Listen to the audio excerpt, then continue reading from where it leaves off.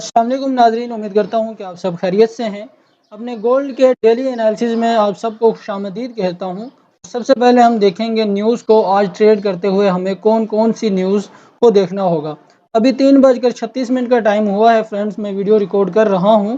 तो हो सकता है मेरे वीडियो अपलोड करने तक जीबीपी का हाई इम्पैक्ट डेटा आ चुका हो। ठीक है, ये 3 डेटे हैं जीबीपी के हाई इम्पैक्ट, जिनमें जीबीपी की मार्केट, जितने भी जीबीपी के पेयर्स हैं उनकी मार्केट काफ़ी हाई वोलेटाइल रह सकती है। उसके अलावा पाकिस्तानी टाइम के मुताबिक 5:30 पे यूएसडी का हाई इम्पैक्ट डेटा है और साथ ही यूएसडी का मीडियम इम्पैक्ट डेटा है। और 7 बजे पाकिस्तानी टाइम के मुताबिक यूएसडी का यूरो का सॉरी फ्रेंड्स यूरो का मीडियम इम्पैक्ट डेटा है और 7 बजे पाकिस्तानी टाइम के मुताबिक यूएसडी का मीडियम इम्पैक्ट डेटा है। आज काफ़ी न्यूज़ थी, आज इससे पहले काफ़ी न्यूज़ गुजर चुकी हैं। सीएचएफ की ये देखें हाई इम्पैक्ट 3 न्यूज़ें थी और उसके अलावा एनजेडी की हाई इम्पैक्ट न्यूज़ थी जो सुबह 3:45 पे गुजर चुकी है। ठीक है फ्रेंड्स, तो अभी हम देखते हैं अपने गोल्ड के एनालिसिस को कि आज हमें गोल्ड में क्या मूवमेंट देखने को मिल सकती है।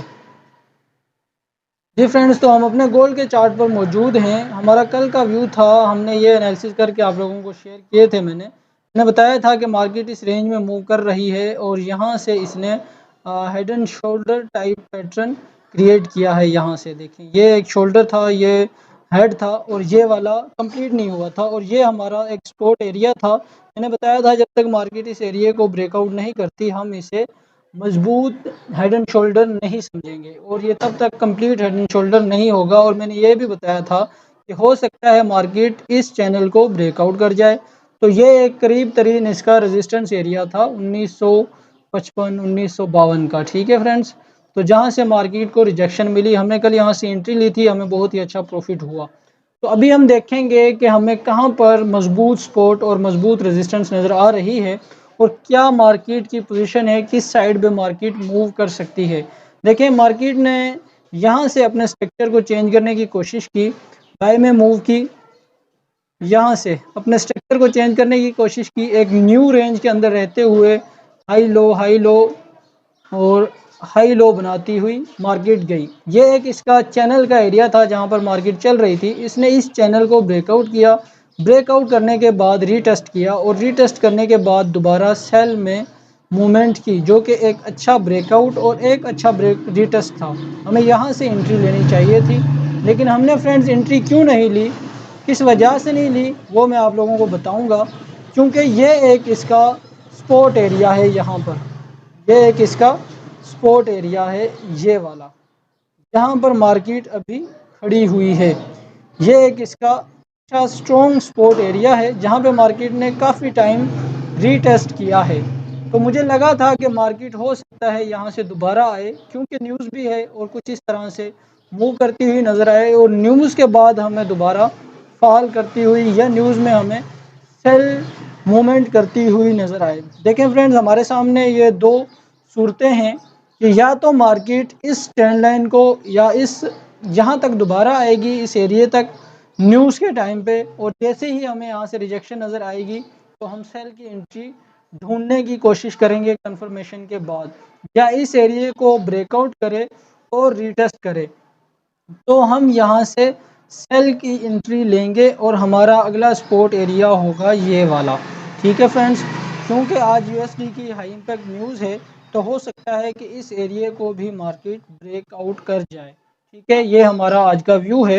हम सोच रहे हैं कि इस तरह से मार्केट मूवमेंट कर सकती है। अगर हम देखें हमारा रेजिस्टेंस एरिया कौन सा है, तो फ्रेंड्स हमारा करीब तरीन रेजिस्टेंस एरिया ये बनता है, ये वाला। ये हमारा करीब तरीन रेजिस्टेंस एरिया और इस चैनल का ब्रेकआउट एरिया है। हो सकता है मार्केट यहाँ से इस तरह से मूव करे, यहाँ से हमें मूव करती हुई नज़र आए, इस जगह से हमें रिजेक्शन मिले और रिजेक्शन मिलने के बाद हम यहाँ से सेल की एंट्री ढूंढेंगे। ठीक है फ्रेंड्स, ये बिल्कुल सिंपल सा व्यू है हमारा, सिंपल सी ट्रेड है। तो उम्मीद करता हूँ कि आप लोगों को एनालिसिस समझ आए होंगे और मज़ीद मैं आप लोगों को समझाने की कोशिश करूँगा। देखें यहाँ से अगर इसको ब्रेकआउट करता है तो यहाँ तक हमें प्राइस देखने को मिल सकती है। अगर यहाँ से इसे रिटेस्ट करेगा तो ये हमारा स्टॉप लॉस होगा। मैं आपको एरिया बताता हूँ। अगर इसे 1919.774 से ब्रेकआउट और रिटेस्ट करता है तो हमारा स्टॉप लॉस बनेगा 1923.047 या इससे थोड़ा से अबव, क्योंकि ये एक सपोर्ट एरिया है। इसे ब्रेकआउट करेगा तो ये एक रेजिस्टेंस का काम करेगा।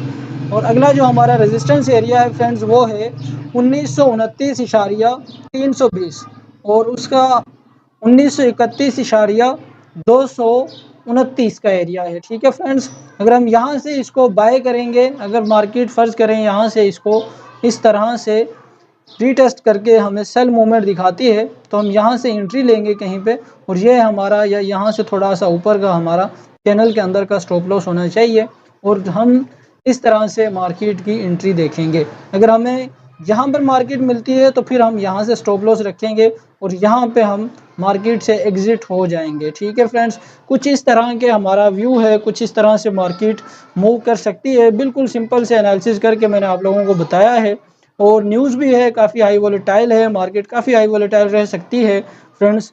तो मिलते हैं नई वीडियो में नए एनालिसिस के साथ।